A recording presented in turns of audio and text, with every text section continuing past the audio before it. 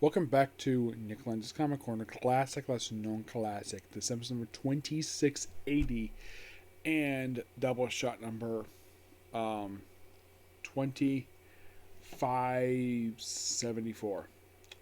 First up, basically, we have Silk Volume 2 Negative. This book collects issues 9 and 13 of Silk Volume 2. I'm also discussing the last two issues of the book, and there's a reason why. So mostly put for these issues written by Robert Thompson, artwork by Stacey Lee, who did issue 9, and 1015 is Tina Ford. Mostly put in the case is mostly put just Silk working with Black Cat to steal some stuff, because Black Cat, this is the period of time where she's the Queen of Diamonds. Excuse me. A move that Dan Slott got a lot of flack for this. Yes.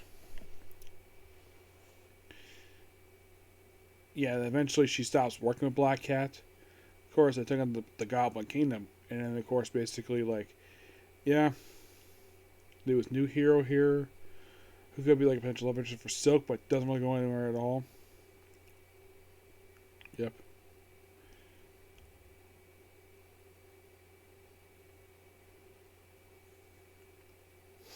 Yeah, apparently his name was Techno, a friend of hers. So, yeah, they kind of wrap the story up a nice little bow. And, of course, Cindy taking on going to her dimension. Of course, she's still kind of looking for parents here, per se.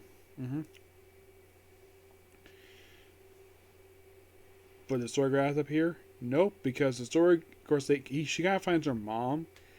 Yeah, and then the story kind of wraps up with how, basically, she runs her parents. But we're not done just yet, because apparently this leads into Clone Conspiracy, which I discussed already. So, the trade itself is basically pretty good. I give the book roughly a 9 out of 10. Next up we have is, well, basically before I continue with the next trade, we're here also going to discuss issues 18 and 19 of Silk. The reason why, because these are the two issues I'll discuss here. It is mostly put a two-part finale for this run. That's most what this book is. Yeah, it's mostly put basically in the Clone Conspiracy. Cindy is offered to join S.H.I.E.L.D., which she goes to some training, and she kind of becomes full-fledged S.H.I.E.L.D. agent by the end of this two-parter, and they kind of wrap up that series in a nice little bow. Yep. And sadly enough, Cindy Moon would never have an ongoing series as Silk ever again. Now, why is that per se? I have honestly no idea. She's had a series of miniseries since then. Yes.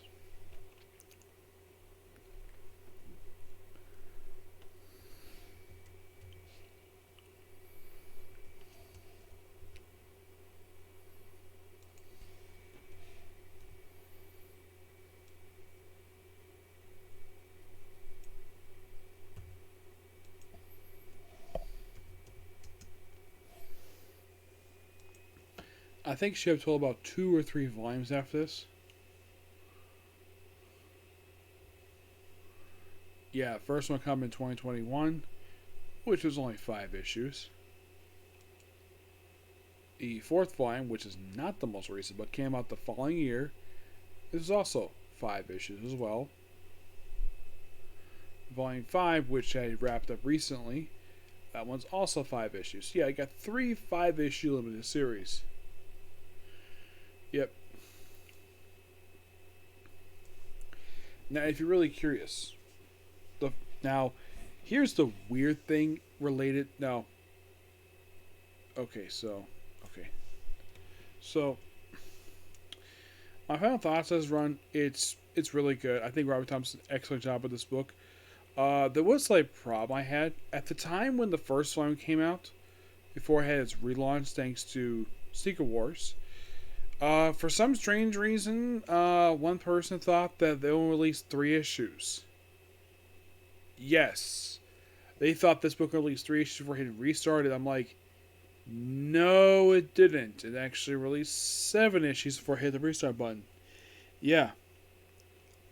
Maybe their comic shop probably didn't have 3 or 4 issues, but it lasted 7 issues, not freaking 3.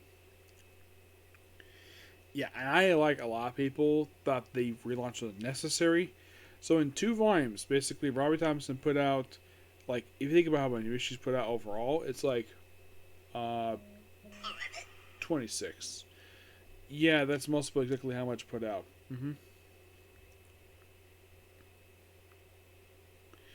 Yeah, 26 overall. But that's Cindy Moon next show. Because now I got 2 miniseries to work on for her. And that's sadly it. Next up we have is from Marvel Team Up Volume 3, League of Losers.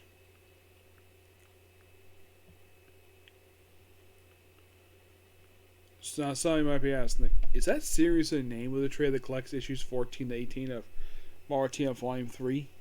Yes. 14 is a crossover with Robert Kirkman's virtual character Invincible for an issue. Really fun here.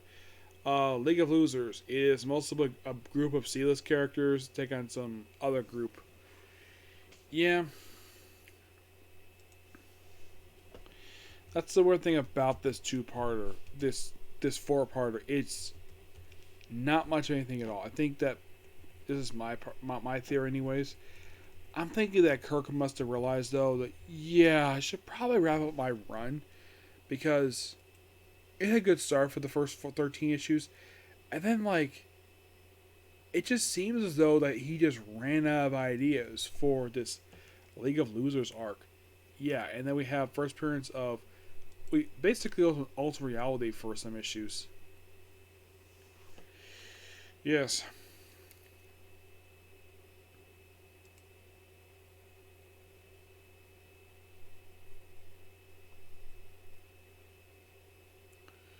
Yeah, it's where basically like, oh, let's basically put a bunch of D-listers have the Avengers get killed off. Yep, and that's all because of a guy called Chronic.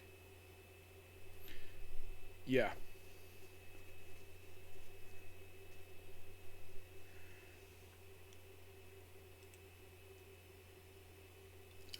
and by the end of the storyline, everything is back to normal.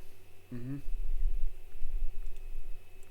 We have Mutant 2099, who I think got his own book. He was basically have his own one shot. Mm-hmm.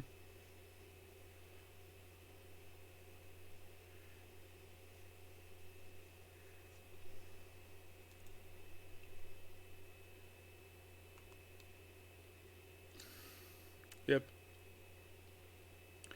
Um, an okay story, of course. I think that 14 was really good. Here's the strange thing about 14. Did you know that this issue was partially adapted for the Invincible cartoon? Yes, except they swapped out Spider-Man with Agent Spider and they swapped out Doctor Octopus. But yeah, next trade discuss this one. It's the end of the volume. Yep, the end. Mm-hmm. But I'm gonna give Marvel Team Up Volume 3 League of Losers a give it 8 out of 10. It felt as though this story was very, very weak. Yep. But don't worry, next one basically cover the rest of this book. Yep. But yeah, it's a particular view. Please be sure to like, comment, subscribe, turn notifications, and do not hit the dislike button. It's getting late. I would have time one more, but it's not ready yet. So, see you soon tomorrow. Bye.